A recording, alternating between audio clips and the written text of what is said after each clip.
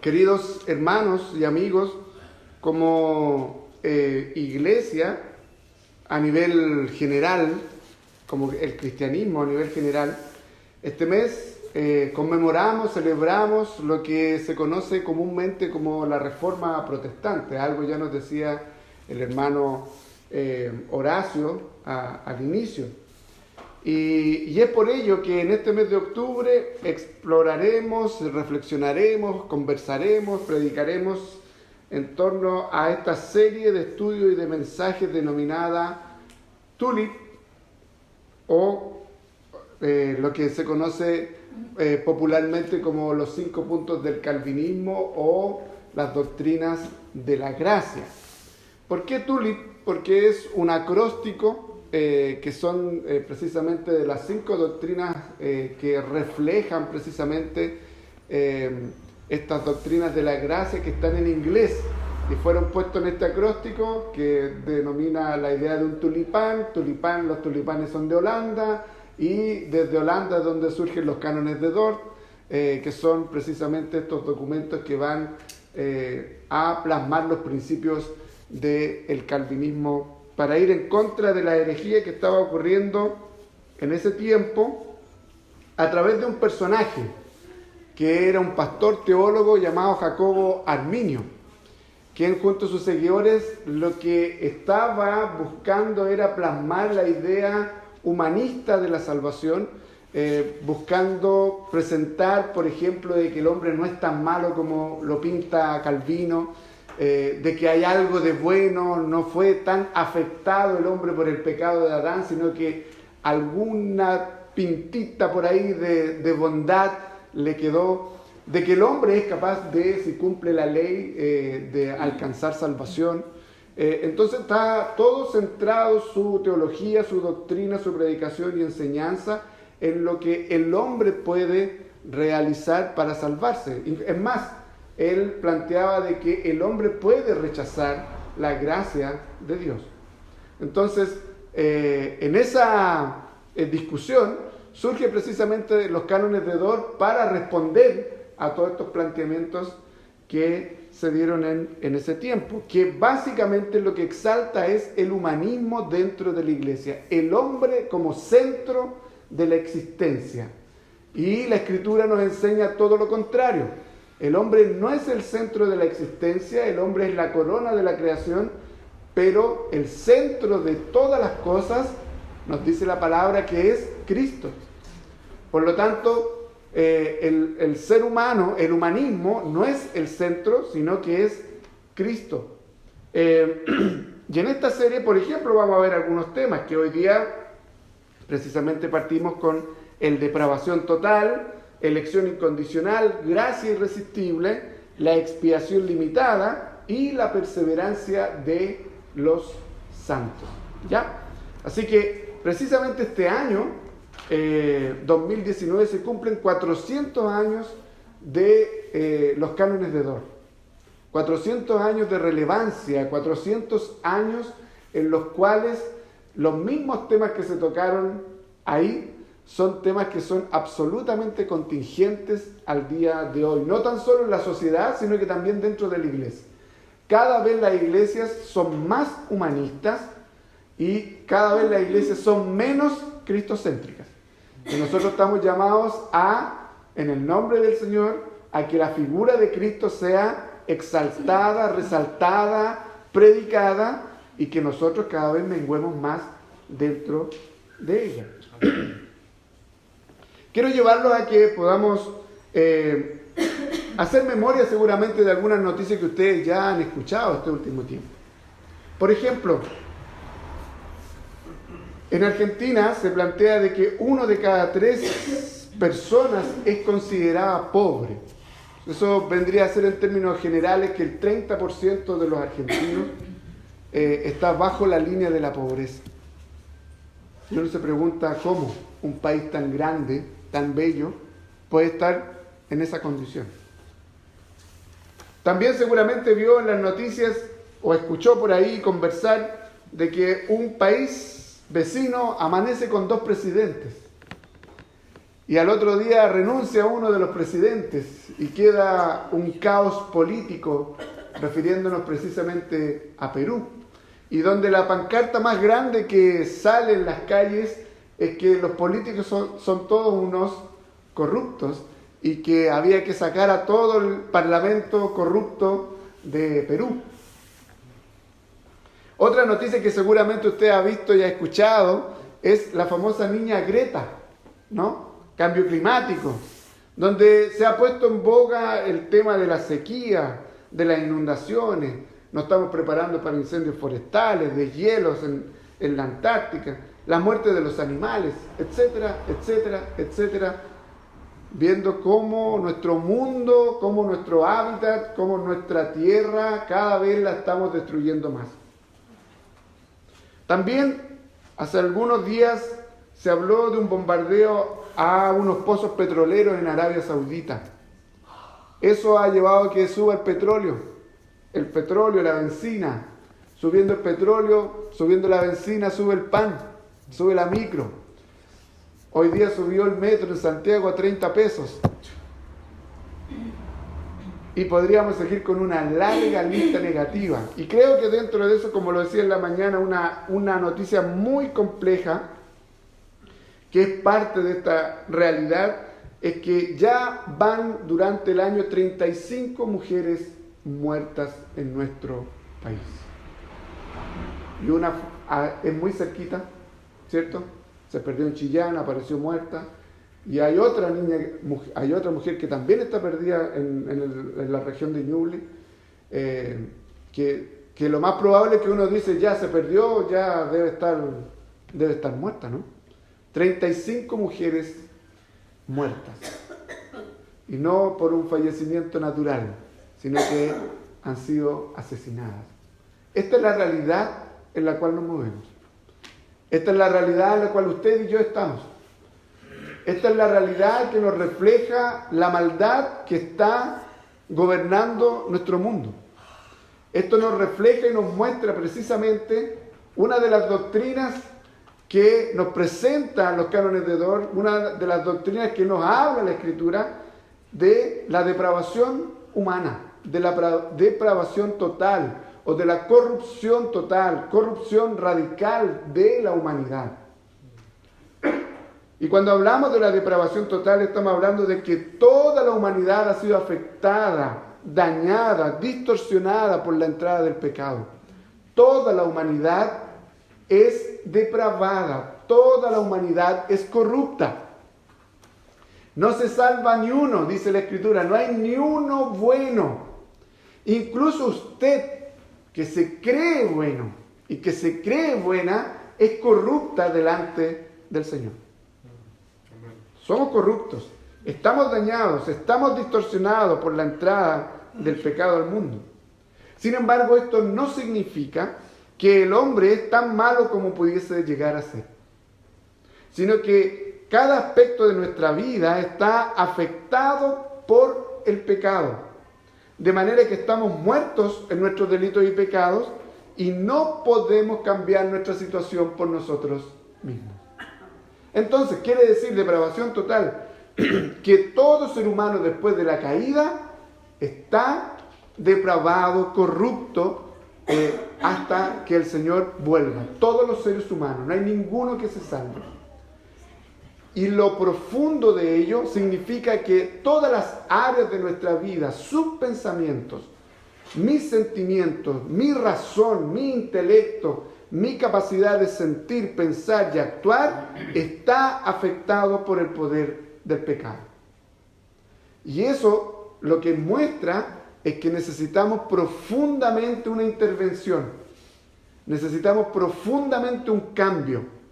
Y que ese cambio no lo vamos a poder operar por nosotros mismos, sino que tiene que venir alguien a operar ese cambio desde fuera. Un muerto no puede generar vida, un muerto no puede sentir, un muerto no puede adorar, un muerto no puede glorificar al Dios de toda gloria. Y es por eso que precisamente los cánones de Dort nos dice lo siguiente: por consiguiente, todos los hombres son concebidos en pecado y al nacer como hijos de ira, incapaces de algún bien saludable o salvífico e inclinados al mal, muertos en pecado y esclavos del pecado, y no quieren y no pueden volver a Dios, ni corregir su naturaleza corrupta, ni por ellos mismos mejorar la misma, sin la gracia del Espíritu, que es quien regenera. No puede ni quiere volver al Señor, porque para que quiera y para que pueda, tiene que la gracia del Espíritu Santo trabajar en sus corazones. Entonces veamos qué es lo que nos dice precisamente la palabra en el día de hoy. Efesios capítulo 2, que es uno de los textos que se utiliza para ver la doctrina de la depravación total o la corrupción radical. Efesios 2 del 1 al 6 nos dice: y Él os dio vida a vosotros cuando estabais muertos en vuestros delitos y pecados, en los cuales anduvisteis en otro tiempo, siguiendo la corriente de este mundo, conforme al príncipe de la potestad del aire, el espíritu que ahora opera en los hijos de desobediencia, entre los cuales también todos nosotros vivimos en otro tiempo en los deseos de nuestra carne, haciendo la voluntad de nuestra carne y de los pensamientos, y éramos por naturaleza hijos de ira, lo mismo que los demás. Pero Dios, que es rico en misericordia, por su gran amor con que nos amó, aun estando nosotros muertos en pecado, nos dio vida juntamente con Cristo. Por gracia sois salvos. Y juntamente con Él nos resucitó y asimismo nos hizo sentar en los lugares celestiales con Cristo Jesús. Es una tremenda radiografía la que nos hace, o un escáner, podríamos decir, la palabra. Nos describe tal cual somos. Nos describe y nos dice la realidad de lo que somos. ¿Se ha dado cuenta que la Escritura no guarda cosas para decirnos quién es Dios y quiénes somos nosotros? No se guarda en decirnos de la santidad de Dios, de lo 3 veces santo y de lo absolutamente pecaminoso que usted y yo somos.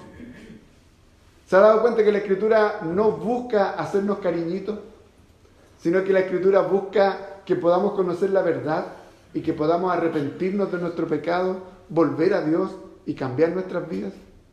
Eso es lo que pretende el apóstol Pablo. En el capítulo 1, el apóstol Pablo, escribiendo desde un lugar muy complejo, que es desde la cárcel de Roma, en el primer siglo.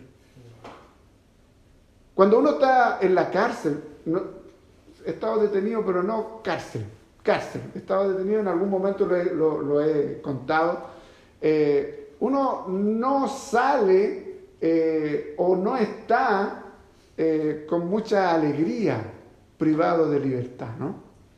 Los pensamientos y los sentimientos que uno puede tener no son de alegría, de gozo, de paz y de bondad, de benignidad, y menos de escribir una carta a la iglesia para que se comporte con bondad.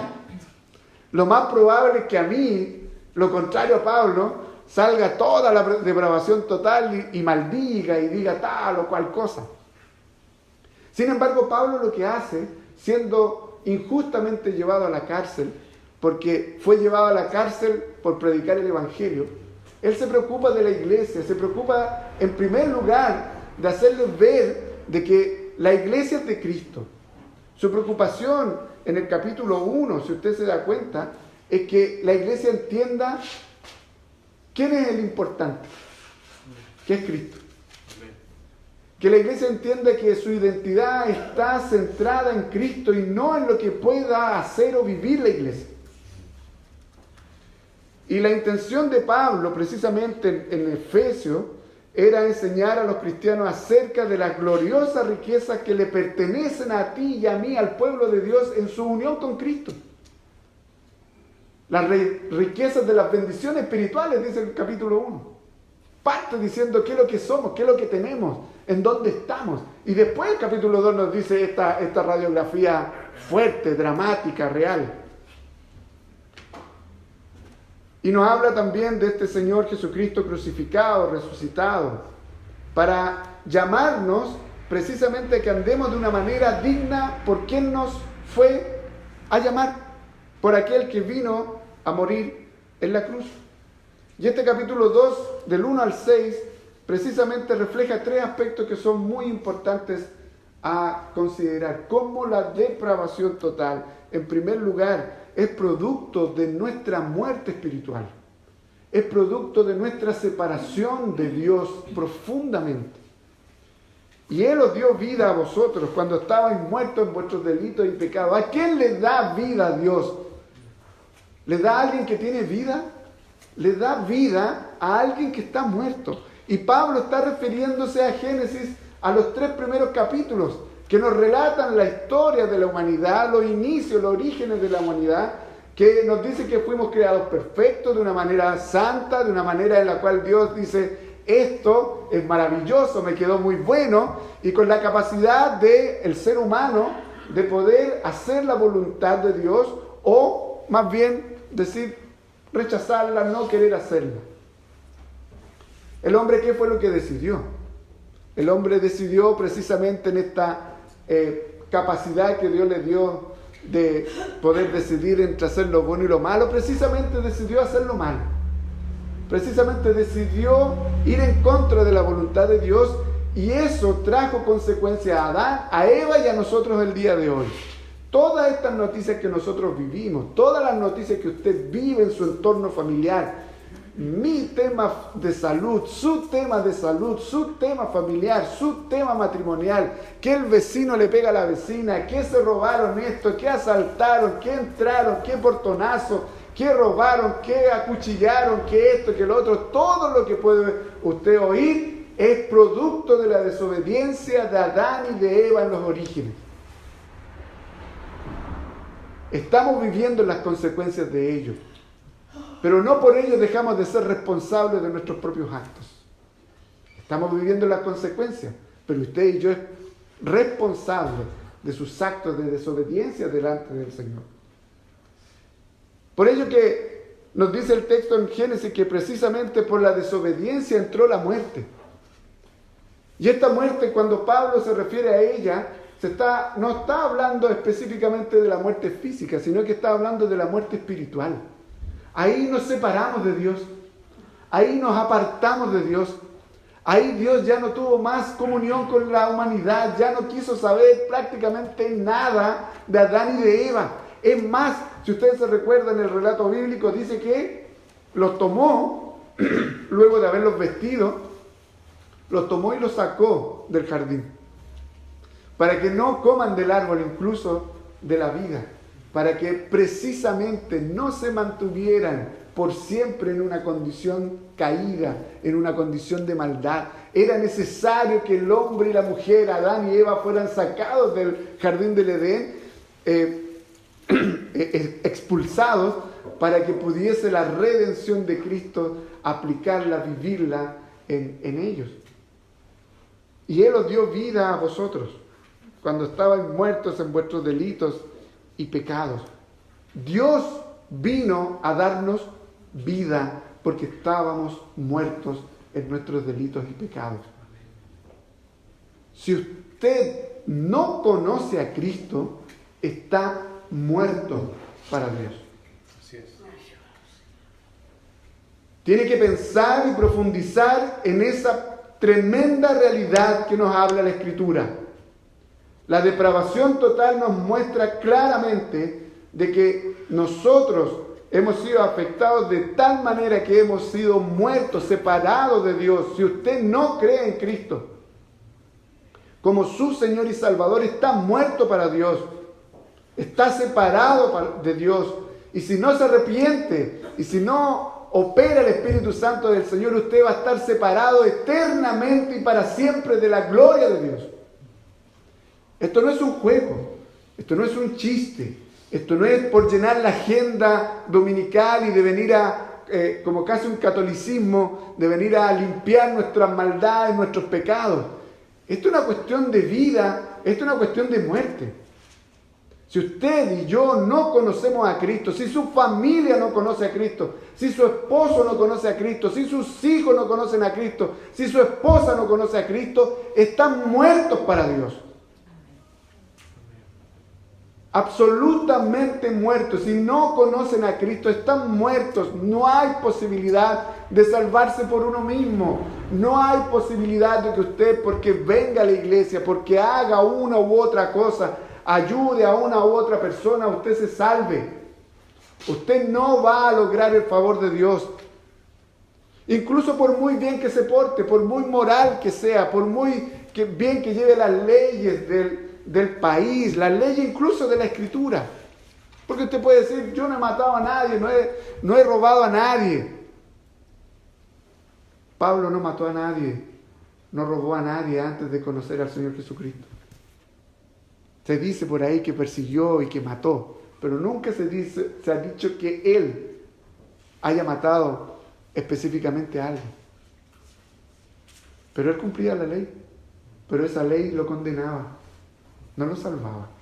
El único que salva es el Señor Jesucristo. Amén.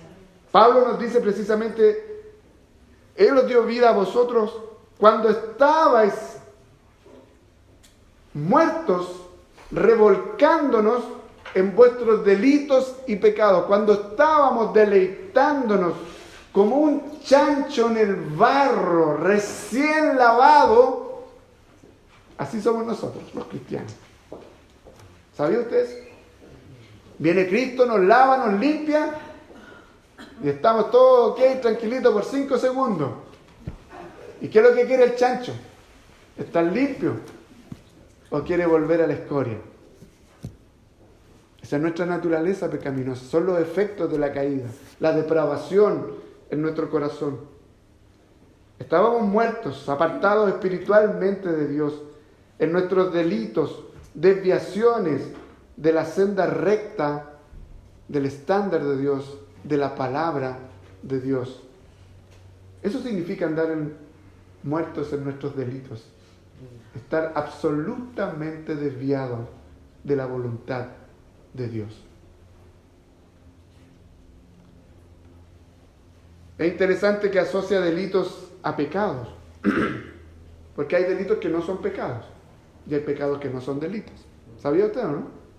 Hay delitos que no son pecados. En nuestra realidad bíblica hay delitos en el país que para nosotros no son pecados.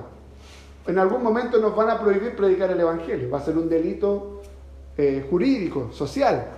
Pero para nosotros no va a ser un delito, no va a ser un pecado. Pero hay cosas que para nosotros son un pecado y que para nuestra sociedad, por ejemplo el aborto hoy, no es un pecado ni tampoco un delito. Estábamos muertos en nuestros delitos, en nuestras desviaciones y pecados, o sea, en nuestras inclinaciones, en nuestros pensamientos, en nuestras palabras, en nuestros deseos, en nuestras obras, que precisamente no dan en el blanco. Pablo utiliza una figura interesante que es de errar el blanco. Pecado significa errar el blanco. Significa que el Señor nos ha dejado un estándar, nos ha dejado un lugar, que esto es del tiro con arco. Para los que saben el deporte del tiro con arco, hay una circunferencia, ¿cierto?, donde hay que darle al centro de aquella.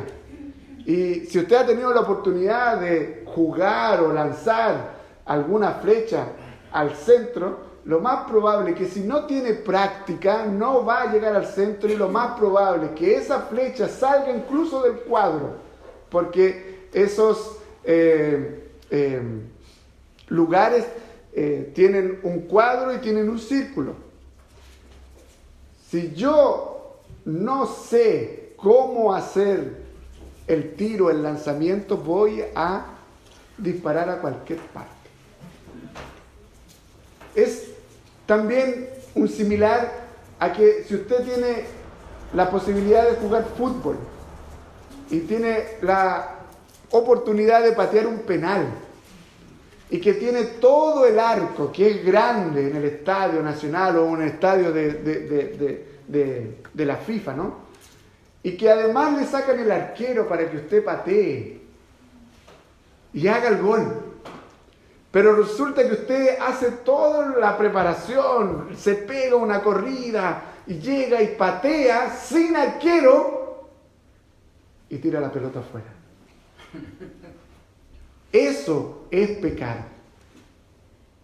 Eso significa pecar. Dios preparó todo para que nosotros lo hiciéramos de manera perfecta, para que en el lanzamiento de la flecha cayera en el centro, para que al tirar la pelota pudiésemos hacer el gol. Pero nuestra caída afectó todo nuestro ser, que aún no teniendo arquero, somos capaces de errar el blanco. Todos los días estamos errando el blanco. Todos los días estamos siendo llevados por nuestras inclinaciones, nuestros deseos, nuestros pensamientos. ¿Qué está pensando usted en su cabeza ahora? Me gustaría saber qué es lo que piensa, qué es lo que está ahí, qué es lo que dice. Sentimiento, qué es lo que está sintiendo, qué es lo que está deseando. Pucha, este pastor ya está hablando de esto, y qué se cree él, y qué... Qué bueno que no tenemos una capacidad de poder ver y percibir lo que usted está sintiendo. Y qué bueno que usted no sabe lo que yo también me estoy sintiendo y percibiendo. Sin embargo, hay uno que sí lo sabe. Hay un Dios que sabe todo lo que tú estás sintiendo, pensando, viendo en esta hora. ¿Y cómo?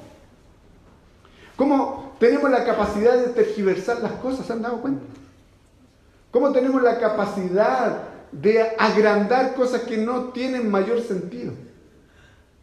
Eso es parte de la realidad. No tenemos que matar a alguien, quitarle la vida.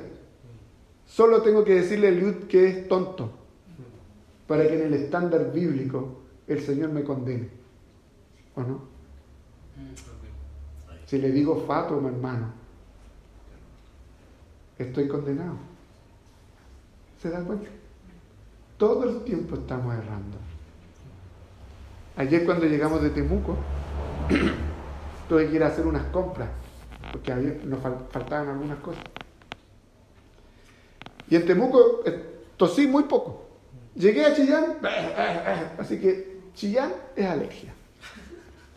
Simplemente ya estoy como reconociendo que Chillán tengo alergia. Voy a una farmacia y me toca mi número. Y llego al lugar, módulo número 5, y llego con mi número y se había adelantado una persona que estaba hablando por teléfono y que le tocaba su número, pero que como estaba hablando, y él quería que lo atienda. Entonces yo llego, aquí está mi número, y se sintió tan pasado a llevar, porque yo digo, aquí está mi número, que me subió y me bajó a garabatos, me dijo de todo, y lo publicó por toda la farmacia. Uno dice, ¿qué pasó aquí? Depravación total. Simplemente. Incluso a veces, sin hacer nada, sin pretender hacer nada, sale de nosotros o de otros, o provocamos en otros cosas que son detestables, que son depravadas, que son malignas, que son malas. Al final, de puro pesado no compré ni una cuestión. Hice todo ahí, que sabe que necesita esto, no compré nada. Porque uno mejor me voy de aquí porque si no, después me puede salir peor. Esa es la realidad en la cual estamos, viviendo en nuestros delitos y pecados, en inclinaciones, pensamientos y deseos. Pero ¿sabe qué? La relación que hay entre delito y pecado es que nos deleitábamos en ello. Nos gustaba ser así. Le encontrábamos sentido a vivir de esa manera. Era una razón de existir, vivir de esa manera.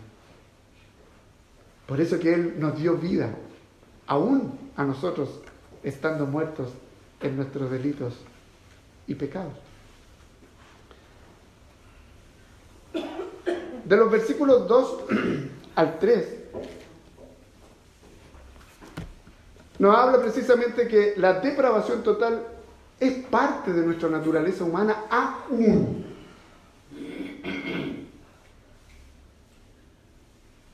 En estos delitos y pecados en los cuales anduviste en otro tiempo, siguiendo la corriente de este mundo, conforme al principio de la potestad del aire, el espíritu que ahora opera en los hijos de desobediencia, entre los cuales también todos nosotros vivimos en otro tiempo en los deseos de nuestra carne, haciendo la voluntad de la carne y de los pensamientos, y éramos por naturaleza hijos de ira, lo mismo que los demás. Es importante aclarar esto.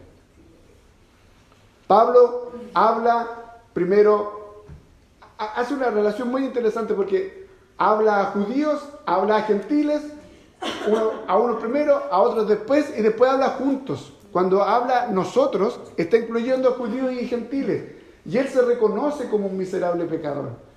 Él dice precisamente en el versículo 3, los cuales también todos nosotros vivimos en otro tiempo en los deseos de nuestra carne. ¿Cómo un judío puede haber vivido en los deseos de su carne si lo único que procuraba era cumplir la ley y sus ritos? Claro, tratar de cumplir la ley y sus ritos para alcanzar salvación es vivir en la carne. No es solamente vivir en la carne, andar pensando en drogas, sexo y alcohol. Porque esa es la idea que tenemos hoy. Andar en la carne es carretes, drogas, sexo y alcohol. Andar en la carne es precisamente andar en los deseos que están totalmente contrarios a Dios. Y cualquier cosa que pretenda utilizar en lugar de Dios se puede transformar en un deseo de la carne. ¿Sabía usted eso? Un ministerio se puede transformar en un deseo de la carne. Un cargo se puede transformar en un deseo de la carne. Un haber nacido en la iglesia se puede transformar en un deseo de la carne. En haber sido el fundador de la iglesia se puede presentar como un deseo de la carne. Está hablando de los ídolos que gobiernan nuestro corazón. El pecado, cómo gobierna nuestro corazón. Pablo dice en esta idea, en los cuales anduviste en otro tiempo. Antes de conocer a Cristo, tú andabas de esta manera, yo andaba de esta manera. Es decir, en aquellos ambientes que nos desenvolvíamos libremente, sintiéndonos perfectamente cómodos. No nos cuestionábamos si era bueno o malo. No nos cuestionábamos si le agradaba a Dios o no. No nos cuestionábamos, ni siquiera teníamos algún sentimiento de remordimiento por haber hecho algo que no correspondía. Sin embargo, hoy la realidad que nos muestra la palabra, Romanos capítulo 7 nos habla precisamente de la ley del pecado y la ley del espíritu en nosotros que está en una constante lucha. Nosotros hoy, aún teniendo la naturaleza pecaminosa, tenemos la naturaleza espiritual que nos permite enfrentar, luchar, dar la pelea, dar la guerra. Efesios 6 nos habla precisamente de la armadura de Dios para que podamos enfrentar el día malo. Nos habla de lucha, nos va a hablar de una tensión constante, una lucha interna profunda. Pero aquí Pablo nos está diciendo, ustedes no tienen de qué jactarse de otros, porque también anduvieron en los deseos de la carne y se sintieron cómodos con ellos y se deleitaron en ellos. Y no les hizo ningún problema ir en contra de la voluntad de Dios. Luego dice, no solo andar o vivir, tener un estilo de vida, sino que siguiendo la corriente de este mundo. Siguiendo la corriente de este mundo. Eso quiere decir, al igual que la idea de el espíritu que ahora opera en los hijos de desobediencia. Saquen todo lo que tengan que sacar. Dice en el versículo 2, y siguiendo la corriente de este mundo conforme al principio de la potestad del aire, el espíritu que ahora opera en los hijos de desobediencia, conduciéndonos en completa armonía con el espíritu de la época que caracterizaba precisamente una humanidad apartada de Dios. No solo nos deleitábamos en ser contrarios a Dios, sino que nos adaptamos a la cultura imperante de ese tiempo, les dice Pablo. Se adaptaron a la cultura. Por eso que Romanos 12 nos dice, no os conforméis a este siglo, a este mundo. No se amolden, porque ya estuvimos amoldados, básicamente. Teníamos un estilo de vida, nos conducíamos de cierta manera en completa armonía con el espíritu de la época. Pensábamos, sentíamos, deseábamos tal cual como sentían los griegos, por ejemplo. Los romanos, por ejemplo. Los judíos, por ejemplo. Y la iglesia corre el peligro hoy de adaptarse a los tiempos también. La iglesia corre el peligro hoy precisamente de adaptarse a las filosofías que están. De adaptarse a la cultura que reina y que impera y que cada vez va a ser más compleja para nosotros. No es poco común encontrar de que hay hermanos que son pro aborto dentro de la iglesia. No es poco común encontrar que hermanos que son a favor de la ideología de género. No es poco difícil encontrar corrupción a niveles mayores dentro de la iglesia. No estoy hablando de la China, no estoy hablando del otro lado del mundo. Lo estamos viviendo hoy. Pero Pablo está diciendo, ustedes fueron exactamente igual. La iglesia corre un peligro si no está adecuada a la voluntad de Dios, a la palabra de Dios, de correr el mismo camino, de andar por la misma senda, de andar por la misma vía. Y no solo en ello, sino que deleitarnos y hacer armonía con el mundo. Tener armonía con el mundo significa no solo deleitarse, sino que ser parte del plan satánico, del plan maldito de Satanás para destruir como enemigo de Dios la iglesia. Pero pastor, ¿cómo si yo oro todos los días? Si yo leo la palabra, yo vengo los jueves al estudio, yo vengo los domingos a la iglesia, entrego mi diezmo, ayudo al pobre y al necesitado. Yo no le hago contrariedad a mi Señor. Si usted piensa eso, si ya está pensando en eso, arrepiéntase. Porque está empezando a tener una actitud de autojusticia. Está empezando a tener una actitud de querer justificarse delante de Dios. Y nuestras obras no nos justifican delante de Dios. El único que justifica al hombre, al ser humano, a usted y a mí, es Cristo en la cruz. Amén. Por lo tanto, tenemos que ver, Pablo nos está diciendo, de ahí te sacó Dios. De ese lugar donde te revolcabas y te deleitabas y hacías armonía con el mundo para ir en contra de Dios, de ahí te sacó Dios, ahí te fue a dar vida, ahí te fue a encontrar. El príncipe de la potestad del aire es Satanás. Hijos de ira es un sinónimo precisamente de ser hijos de Satanás. ¿Sabe lo que nos está diciendo? Hay dos hijos en la familia. Hijos de Dios, hijos de ira o hijos de Satanás.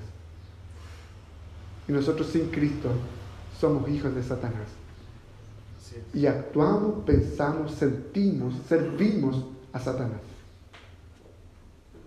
Fuertes declaraciones. Por eso la real dimensión de esto. Porque a lo mejor usted se puede sentir una blanca paloma. Se puede sentir súper bien. Pero si se siente bien, inquiétese. Por favor, inquiétese. Porque le puede estar precisamente pasando esta situación. Queridos, dice el versículo 3, entre los cuales también todos nosotros, ahí se incluye ya, judíos y gentiles, vivimos en otro tiempo los deseos precisamente de la carne, haciendo la voluntad de ella, de los pensamientos, y éramos precisamente por naturaleza hijos de ira, lo mismo que los demás. Pero ¿se da cuenta de algo interesante? Éramos. Tiempo pasado. Era usted. Eso. Pablo quiere que nos quede, pero aquí en la mente, eso es lo que era. No se te olvide, no se nos olvide de dónde Cristo nos sacó. No se te olvide, no te empieces a levantar creyendo que tú eres más y mejor que Dios. Tus dones no son más que Dios. Mis dones no son más que Dios. Dios es todo, Dios lo llena todo en nosotros. ¿Usted sabe que Dios nos puede quitar nuestros dones así de un día para otro? Nos puede dejar sin ejercer los dones. ¿Sabía usted? Un accidente, cualquier cosa. No quiero que prediquen más. No quiero que enseñen más. No quiero que canten más. No quiero que hagan más tal o cual cosa. Los dones no son lo importante. Los ministerios no son lo importante. Es Cristo el importante. Recuerda de dónde sacó. ¿Usted se recuerda de dónde Cristo lo ha sacado? ¿De dónde te sacó el Señor? ¿En qué te revolcabas? ¿En qué hacía armonía? ¿En qué te deleitabas como hijo de Satanás? Como hija de Satanás. Yo con esto me acordé de la universidad. Me acordé de Valparaíso. Me acordé del lindo puerto, Playa Ancha. Me acordé de mis tiempos universitarios, donde... Porque uno dice, no, yo no hice nada mal. ¿Qué es lo que decimos? Son cosas de universitario. Son tiempos de la universidad. ¿Y qué se refiere a ese tiempo de universidad? ¿Se han dado cuenta? Son tiempos para vivir y hacer lo que se nos dé en real gana. Y si hubo depravación y corrupción total en mí, manifestado al 3x3x3x3, fue en la universidad. Este texto me recordó precisamente de dónde el Señor me ha rescatado, de dónde el Señor me ha cubierto, de dónde el Señor me ha librado. Y lo que lleva precisamente a recordar cuando el Señor provoca eso en nuestro corazón es de tener un profundo sentido de decir, Señor, gracias. Gracias. Gracias porque tú me sacaste, porque tú me libraste, porque tú enderezaste mi camino, o porque tú estás enderezando mi camino.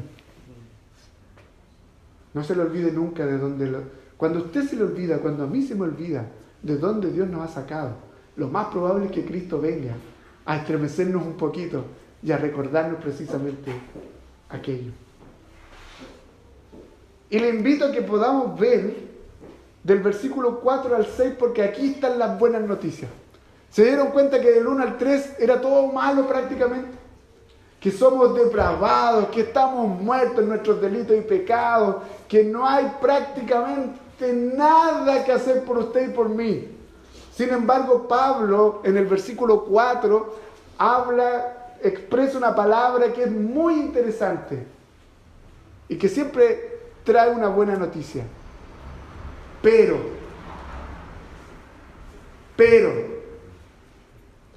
Dios, que es rico en misericordia por su gran amor con que nos amó, pasado, aún estando nosotros muertos en pecado, versículo 1, nos dio vida juntamente con Cristo. La vida, la real vida está en Cristo, junto con Cristo. Y por gracia soy salvo está en signo de exclamación, no en paréntesis. Pablo grita aquí. Pablo expresa de una manera jubilosa, gloriosa, por gracia sois salvos. Es como queriendo decir, entiendan de una vez por todas, por gracia sois salvos. No tienen nada que hacer, no tienen nada que comprar, no tienes que ir al mall, no tienes que ir a la tienda de la esquina, por gracia sois salvos.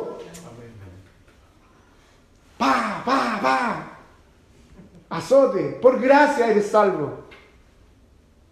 No eres tú, no se trata de ti, se trata de mí. Yo soy el importante.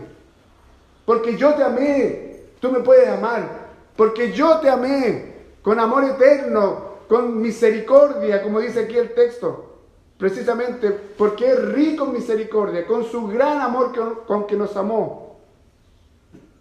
Juan 3:16, de tal manera te amó Dios, que dio su único Hijo por ti y por mí.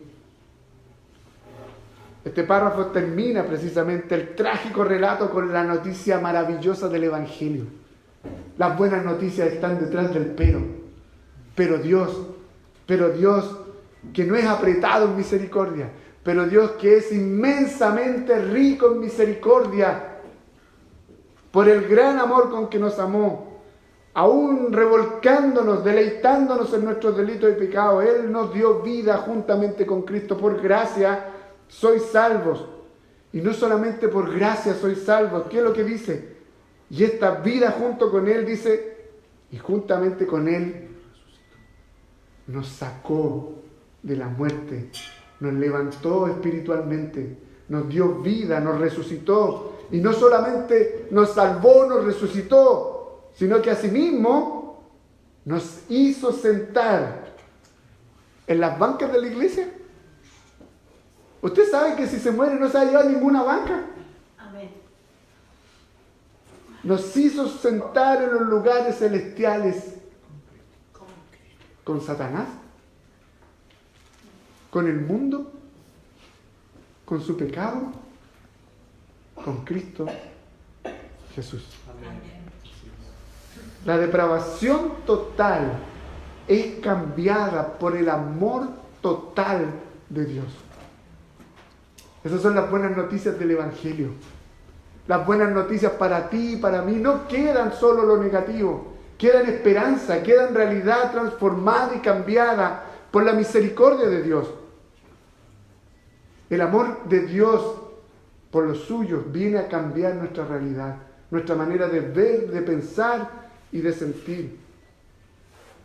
Pablo atribuye el dramático y sobresaliente cambio que ha tenido lugar, tanto en su vida como en la de los demás, a la misericordia, al amor y a la gracia de Dios. La misericordia es cuando este amor se dirige hacia pecadores como usted y como yo, considerados en toda su miseria y necesitados de conmiseración y socorro. Ellos reciben el nombre de misericordia. Misericordia es una palabra que en algún momento la hemos conversado. Es una palabra compuesta que habla de la miseria y de cardía, del corazón. Dios coloca su corazón en tu miseria, en mi miseria, y viene a transformar mi realidad miserable de vida. La gracia es el regalo del perdón y la salvación de Dios inmerecida para ti y para mí. ¿Se dan cuenta que se trata todo de Dios? No tienes nada tú que hacer, ni yo que hacer en la salvación. Solo vivirla y disfrutarla. La misericordia se compadece, la gracia perdona. Amén. Gracias. La misericordia se compadece, la gracia perdona. Fue por la inmensa riqueza de su misericordia, la grandeza de su amor y el maravilloso carácter de su gracia que Dios nos dio vida juntamente con Cristo. La resurrección de Cristo y su exaltación a la diestra del Padre en los lugares celestiales no solo prefigura, dice Kistemaker, y garantiza nuestra gloriosa resurrección corporal con toda la gloria consecuente que ha de ser nuestra parte en la gran consumación, sino que constituye la base de nuestras bendiciones ahora, nuestras bendiciones presentes. Todo lo que sucede al novio tiene un efecto inmediato en la novia. Todo lo que está viviendo el novio ahora tiene un efecto inmediato en nosotros. Cristo está sentado a la diestra de Dios. Y Cristo nos está diciendo que nosotros estamos sentados con Él a la diestra de Dios. Ese es un cambio radical de vida. Es un cambio del cielo a la tierra, como le podemos decir. Porque estábamos muertos en nuestros delitos y pecados, apartados totalmente de la gloria de Dios. No teníamos cómo sentarnos a la diestra, no teníamos cómo participar en la mesa. Pero ahora sí, en Cristo Jesús, por medio de la fe en Cristo, usted y yo puede participar de la mesa. Y eso significa como un pequeño destello de que somos parte de la familia de Dios y que estamos sentados, al igual que Cristo, a la diestra de nuestro Dios Padre. Ahí está el sentido de nuestra existencia. Por eso que la depravación total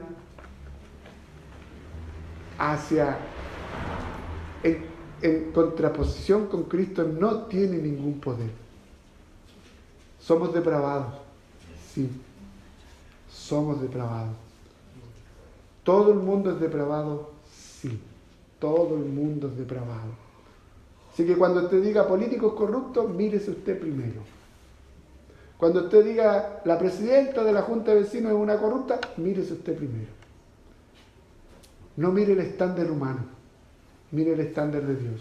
Y si mira el estándar de Dios, se va a encontrar que usted también es corrupta.